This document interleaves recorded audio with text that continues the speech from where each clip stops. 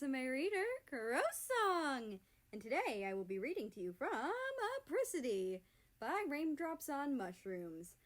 But before we get into that, there is a warning for Soviet ex-Reich.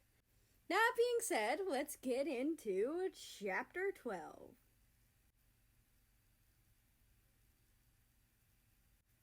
After breakfast the next morning, Russia calls a cab to drive him and America to his father's house. America's pretty nervous. He's about to meet his boyfriend's imposing father, so he keeps glancing at the time and out the window. Russia smiles softly, taking his hand. Hey, it'll be okay. Papa and Vati will love you, I'm sure of it, he says gently. America smiles faintly. Thanks, I really hope they do. They will. Neither of them hold strong grudges. If they hold grudges at all, Russia says softly. America's smile grows a bit. He moves, wrapping his arms around Russia's, resting his head on the Slav's shoulder. Russia smiles gently, leaning down and kissing America's forehead. An hour or so later, the cab pulls into a gravel driveway, stopping before a large cabin-style house. It's just short of being a mansion, with huge windows and gorgeous garden beds. A few younger children are playing in the yard, but they stop when the cab comes in. Russia smiles at America. Come on, love, let's go, he says softly. America blushes and nods, following Russia out of the car. The young countries squeal happily and run over, jumping up into Russia's arms. Russia laughs, hugging each child, kissing their foreheads and answering them in their native languages. Once they've all gotten over his existence, they stop and stare at America, who blushes. One of them, with a blue flag and golden wings, points at America and looks up at Russia. They ask something in their native language, making Russia laugh again. What did they say? America asks curiously. He asked who the pretty boy with stars was, Russia says with a smile, chuckling when America blushes.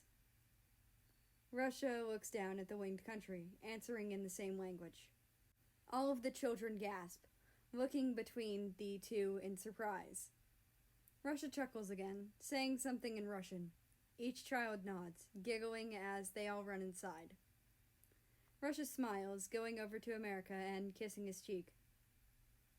They're going to get my sister, Belarus. She'll show you to our room while I go check on my parents, okay? Alright. What did you tell the kids? America asks. I told them you were my boyfriend and that I loved you with all my heart, Russia murmurs. America blushes bright red, stammering in surprise. He moves, hugging Russia tightly, making the taller country chuckle. The front door opens again, a younger country standing there with a kind smile. Russia leans down and kisses America's forehead. Don't let Bella freak you out. She sees the future, so she thinks she knows you even though this is your first time meeting. She tends to lose track of reality sometimes.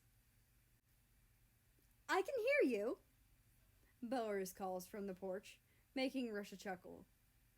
America giggles, smiling as he takes their luggage.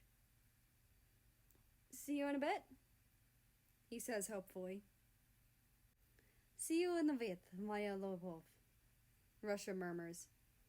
He follows America inside, watching Belarus lead him happily down the hall.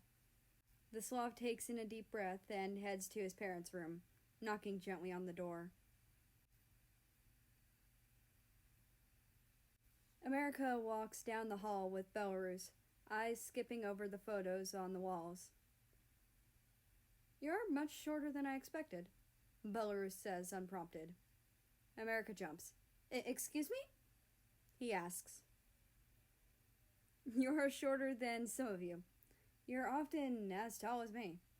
Her blank gray eyes are unnerving as they shift with flickers of blue. America shifts awkwardly. Belarus giggles. Did Russia not warn you in this timeline? How irresponsible of him. She smiles. America's mind clicks into place. Oh, right, visions, he says. Belarus giggles again. That's correct. Much faster than the usual. Congratulations. Thanks. America pauses for a moment. What's it like, seeing all that? Belarus tilts her head, thinking. Dizzying. Everything is hard to distinguish.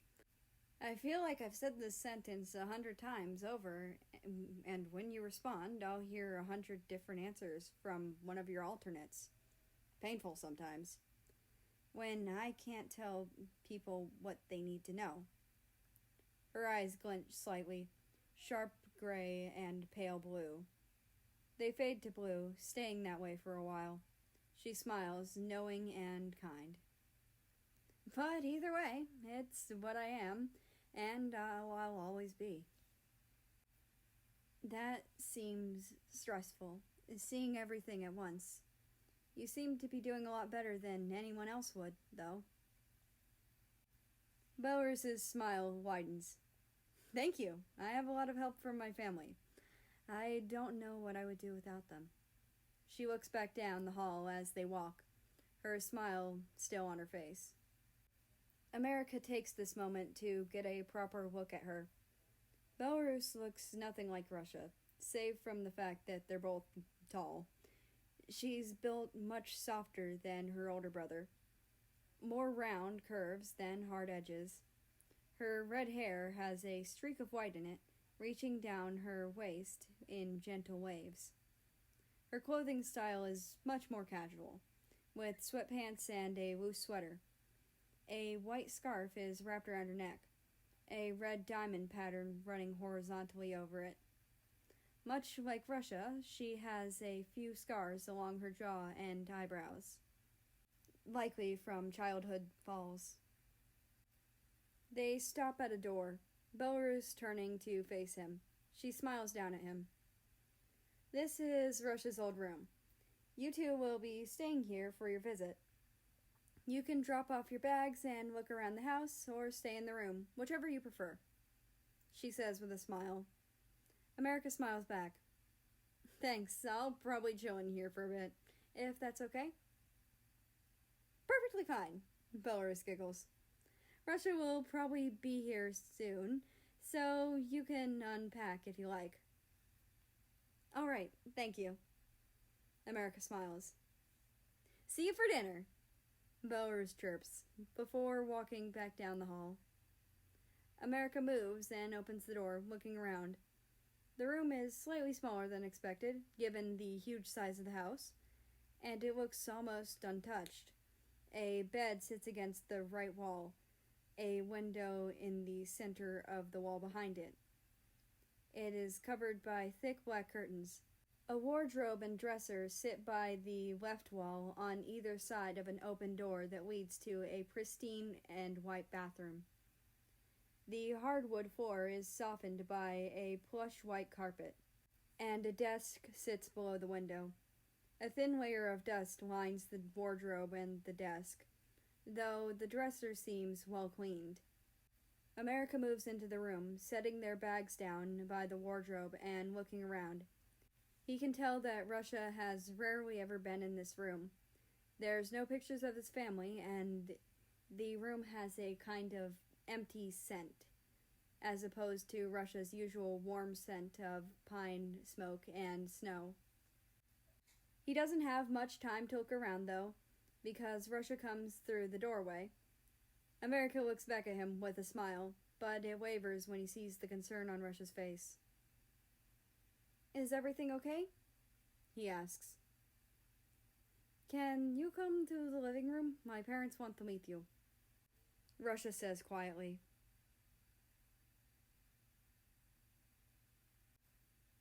And that's the end of this chapter. I hope you enjoyed it.